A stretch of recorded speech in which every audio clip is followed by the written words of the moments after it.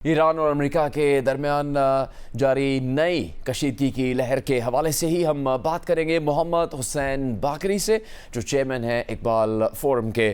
حسین باقری صاحب، شکریہ پروگرام میں شامل ہونے کے لیے۔ جو نئی لہر شروع ہوئی ہے اس کے حوالے سے حکمت عملی کیا واضح ہو سکی ہے ایران کی، جس وجہ سے انہوں نے حملہ کیا، اور اس کے بعد جو ایران پر حملے امریکہ کی جانب سے کیے جا رہے ہیں، ایک تنازع پھر سے اسی طرف جا رہا ہے جہاں اس کو ختم کرنے کی کوشش کی گئی تھی اور سیز فائر ہوا، مفاہمتی یادداشت پر دستخط کرنے میں کامیابی حاصل ہوئی تھی۔ تو کیا ایک باقاعدہ سوچی سمجھی حکمت عملی کے تحت وہ قدم اٹھایا گیا تھا؟ اس سے جو حالات پیدا ہو رہے ہیں، جس طرح ایران کے انفراسٹرکچر کو ایک بار پھر نقصان پہنچ رہا ہے، یہ اس سے متعلق کیا حکمت عملی سوچی گئی تھی ایران کے اندر؟ اس وقت سوچ اور جذبہ کیا ہے؟ بسم اللہ الرحمن الرحیم۔ جنید، آپ کو اور جیو کے ٹیم ممبرز، پاکستان کے باشعور عوام کو السلام علیکم۔ اس سوال کو جواب دینے سے پہلے میں آپ کو 2 منٹ میں ایک ہسٹری بتاتا ہوں ایران اور امریکہ کے درمیان۔ 1980s میں عراق نے ایران کے اوپر حملہ کیا۔ 8 سال یہ زمینی مسلسل جنگ لڑتے رہے، اور پھر جولائی 1988 میں سلامتی کونسل، اقوام متحدہ کی جو سلامتی کونسل کی قرارداد 598، اس کے اوپر ایران نے مجبوراً دستخط کر دیا۔ اب یہ مجبوراً کا لفظ میں اس لیے یوز کر رہا ہوں کیونکہ اسی ٹائم پہ اس قرارداد کو سائن کرنے سے پہلے IRGC یعنی سپاہ پاسداران کے جو کمانڈر تھے محسن رضائی صاحب، جو اب بھی زندہ ہیں، انہوں نے ایک خط لکھی تھی امام خمینی کو۔ اس خط کا سب سے جو اہم نقطہ تھا وہ یہ تھا کہ ہم نے عراق کے ساتھ تو 8 سال زمینی جنگ لڑنے میں کامیاب ہوئے، لیکن اب جنگی محاذ ایران کی سمندری سرحدوں تک پھیل چکی ہے، اور اس میں امریکہ باضابطہ طور پر جنگ میں شامل ہو گیا ہے۔ اس لیے اب ایران کے پاس خلیج فارس میں امریکی افواج کے مقابلے کرنے کی صلاحیت موجود نہیں ہے، تو ہمیں یہ 598 جو قرارداد ہے اس کو سائن کرنا چاہیے۔ تقریباً 40 سال کے بعد پھر بھی آپ جولائی کے مہینے میں یہ دیکھ لیں، امریکہ کے پاس اس دور کے مقابلے میں کہیں زیادہ طاقتور جنگی ٹیکنالوجی موجود ہے، لیکن وہ صرف 30 کلومیٹر چوڑی آبنائے ہرمز کو کھولنے، بلکہ اس سے ایک جہاز کو بھی بے حفاظت گزارنے میں ناکام ہوا ہے۔ صورتحال یہاں تک بھی پہنچ چکی ہے کہ گزشتہ رات ایران نے اردن اور شام کے ایسے مراکز کو جو امریکہ کی لاجسٹک اور عقبی مراکز، فوج کے عقبی مراکز سمجھے جاتے تھے، اس کے اوپر بھی نشانہ بنایا۔ تو میں آپ کو بتا دوں، گزشتہ 40 سال کے اندر وہ ایران جو اپنی سرحدوں کے اندر مؤثر جنگ نہ لڑ سکنے کی وجہ سے قرارداد کے اوپر سائن کیا تھا، وہ اب نہ صرف امریکہ کے ساتھ لڑ رہا ہے بلکہ پورا مشرق وسطیٰ کو اپنی جنگی طاقت دکھا رہی ہے۔ میرے خیال میں دشمن کے لیے یہی بات انتہائی خوفناک ہے، اور یہ بھی یاد رکھیں، یہ جو 30 کلومیٹر چوڑی آبنائے ہرمز ہے، اگر یہ ایران کی کنٹرول میں رہتا ہے تو یہ امریکہ کے لیے ایک بلیک ہول ثابت ہوگا، جس سے یہ کبھی بھی نہیں نکل سکے گا۔ اس لیے امریکہ کی پوری کوشش ہے کہ کوریڈور آف وان کو ایکٹیو کیا جائے، اسٹریٹ آف ہرمز کو دنیا کے نقشے سے ہٹایا جائے، اور ایرانی کنٹرول اسٹریٹ آف ہرمز کے اوپر سے بالکل ختم کر لیا جائے۔ اسی لیے یہ جنگ ہو رہی ہے، اور پچھلے تقریباً 2 ہفتوں میں انہوں نے 180 جگہوں سے زیادہ جگہوں کو ہٹ کیا ایران کے اندر، جو کہ 2 حصوں میں شامل ہے۔ ایک ساحلی پٹی ہے جو جزیرہ سیری۔ جی، آپ نے کچھ تاریخی حوالہ بھی دیا جو آج کے حالات سے بھی اس کا موازنہ کیا جا سکتا ہے۔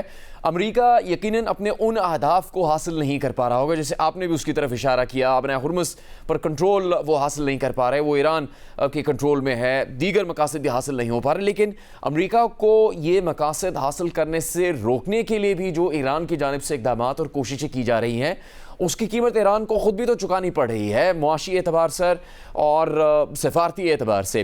جو اتحادی ہیں یا دوست ممالک ہیں، یہ اب خبریں بھی سامنے ہیں کہ چین کی جانب سے بھی یہ مطالبہ کیا گیا یا ایران سے درخواست کی گئی یا بات کی گئی کہ اس تنازع کو ختم کرنے کے لیے اقدامات کیے جائیں۔ تو کیا یہ ممکن تھا کہ جو کچھ امن کی خاطر حاصل کیا گیا، اسی دائرے میں رہتے ہوئے اپنے تحفظات اور اپنی جو شکایات تھیں وہ ان فریقین، ان ثالثوں تک پہنچائی جاتی جس سے یہ دوبارہ جنگ شروع نہ ہوتی کم از کم؟ کیا ایسا ممکن تھا؟ یا پھر ایران میں بھی یہ صورتحال ہے کہ ایک بہت سخت گیر سوچ رکھنے والی شخصیات اور پھر ایک سیاسی اور سفارتی سوچ رکھنے والی شخصیات کے درمیان بھی کسی قسم کی ایک اختلاف یا رساکشی جاری ہے؟ دیکھیں، ایران کے اندر ایرانی لوگوں کی آپ تاریخ پڑھیں، یہ سویلائز لوگ ہیں. 200 سال کی ہسٹری چیک کریں، کبھی کسی کے اوپر انہوں نے اٹیک ہی نہیں کیا ہے. آپ تو ماشاءاللہ جرنلسٹ ہیں، آپ کو تو پتا ہوگا ایران تو اسی دائرے کار میں رہتے ہوئے، آپ دیکھیں جب سے اس مفاہمتی یادداشت کے اوپر سائن ہوئی، 30 جہاز اسٹریٹ آف ہرمز سے گزرے ایران کی نگرانی میں، ایک بلٹ فائر ہوئے بغیر، وہ تو بسلامت پہنچ گئے. لیکن یہ یاد رکھیں، ہمیں یاد رکھنا چاہیے اور دنیا کو بھی بتانی چاہیے کہ ایران اپنے دائرے کار میں کام کر رہا تھا. یہ امریکہ ہے جو ہر بار یادداشتی یہ جو مفاہمت ہے اس کی خلاف ورزیاں کر رہا تھا، چاہے وہ ایران کو تھریٹ کرنے کے حوالہ ہو، چاہے وہ کوریڈور آف عمان کو کھول کے، جس پہ خود سائن کیا ہے. اور ایران نے یہ بھی یاد رکھے کشتیوں کے اوپر کوریڈور آف عمان میں اٹیک کرنے سے پہلے ثالثی جو کر رہے تھے ان کنٹریز کو آگاہ بھی کیا تھا کہ بھائی یہ جو مفاہمتی یادداشت ہے، شق نمبر 5 میں کلیئرلی لکھا گیا ہے کہ سارے کشتیاں اسٹریٹ آف ہرمز کو یوز کریں گے ایران کی نگرانی میں. تو اب امریکہ کیوں کشتیوں کو یہ کہہ رہا ہے کہ آپ اسٹریٹ آف ہرمز کو یوز نہ کریں اور کوریڈور آف عمان کو یوز کریں؟ ہم آپ کو جنگی ساز و سامان کے ساتھ اسکورٹ کرتے ہیں. تو یہ تو بار بار یونائٹڈ نیشن کے اندر بھی اس بات کے اوپر ایران نے انتقاد کی تھی، اور رہبر معظم کی جو تشریح تھی اس دوران بھی انہوں نے بار بار کہا تھا کہ یہ کھلی خلاف ورزی ہے. لیکن جب آپ اتنا مفاہمتی یادداشت کو کھلے عام تھریٹ کرتے ہوئے ایک کوریڈور آف عمان کو اوپن کر کے ایران کے اوپر اٹیک کریں گے، تو یہ ایران کے وقار کا مسئلہ ہے، ایران کی سلامتی کا مسئلہ ہے. وہ تو چپ نہیں بیٹھ سکتے. انہوں نے بہت صبر کا دامن ہاتھ سے نہ جانے کے لیے کوشش کی، لیکن ہر ملک کے اندر اپنے مفادات کے ساتھ ایک انتہا ہوتی ہے، ایک صبر کا پیمانہ ہوتا ہے. ایرانی قوم کے اندر میں آپ کو بتاؤں اس وقت کوئی اس طرح کی مسائل نہیں ہے. بالکل ان کے ڈیفرنٹ آف آئیڈیاز ہو سکتے ہیں، لیکن ایرانی قوم جنگ نہیں چاہتی. مجبور کیا جا رہا ہے ان کو کہ اپنے دفاع کے لیے وہ لڑ کھڑے. لیکن اب بھی یاد رکھیں، اسٹارٹ امریکہ نے کیا تھا، مفاہمت کی جو یادداشت تھی ان کی خلاف ورزی امریکہ نے کی تھی، اور جو ایران کر رہا ہے یہ صرف اور صرف اپنا ڈیفینڈ کے لیے کر رہا ہے. حسین باقری صاحب، کیا یہ بات درست نہیں ہے کہ جو سوئٹزرلینڈ میں مفاہمتی یادداشت کے اوپر بات چیت ہوئی، اس کے بعد جو کمیونیکیشن کے ذرائع ہیں، رابطہ کاری کے لیے آپشن دستیاب ہے، وہ موجود ہوئے جس کے ذریعے سے پیغام رسانی کی جا سکتی تھی اور بچا جا سکتا تھا ان جہازوں پر حملہ کرنے سے جس سے یہ حالات پیدا ہوئے؟ اب چلے آپ کہہ رہے ہیں کہ حالات اس لیے پیدا ہو گئے کہ کچھ شرائط پر عمل نہیں کیا گیا، لیکن کیا یہ طویل مدت تک جاری رہنا ایران کے فائدے میں ہوگا؟ دیکھیں، یہ ایران نہ یہ جنگ ایران کے فائدے میں ہے، نہ یہ طویل المدت جنگ میں تبدیل ہوتے ہوئے اگر مناظر جس طرح مجھے نظر آ رہی ہے ایران کے فائدے میں. لیکن جب آپ کا سلامتی ہوتا ہے، ڈو اور ڈائی کا مسئلہ ہوتا ہے، تو پھر آپ فائدہ اور نقصان کا نہیں سوچتے. آپ یہ سوچتے ہیں کہ اپنے ملک کی حفاظت کس طرح کرنا ہے. اس میں شہادتیں دینی ہے، اس میں قربانیاں دینی ہے، اس میں مہنگائی سہنا پڑ رہا ہے، اس میں اور بھی پرابلمز آ رہے ہیں. یہ تو بہت ظاہری بات ہے. آج ہی یونائٹڈ اسٹیٹ اس اسٹریٹ آف ہرمز سے نکل جائیں، ایران ایک بھی گولی ان کی طرف نہیں برسائے گا. آپ چھوڑ تو دینا اس ریجن کو. یہ جتنے بھی پرابلمز ریجن کے اندر ہے وہ سب دیکھیں، یونائٹڈ اسٹیٹس سے باہر 800 فوجی اڈے ہیں. نمبر 1 ہے دنیا میں. نمبر 2 کے پاس صرف 10 فوجی اڈے ہیں ان کے اپنے ملک سے باہر. تو یہ 800 فوجی اڈے اکثر جو مشرق وسطیٰ میں لے کے آئے ہیں، آپ کیوں لے کے آئے ہیں؟ آپ کا کوئی پلان ہوگا.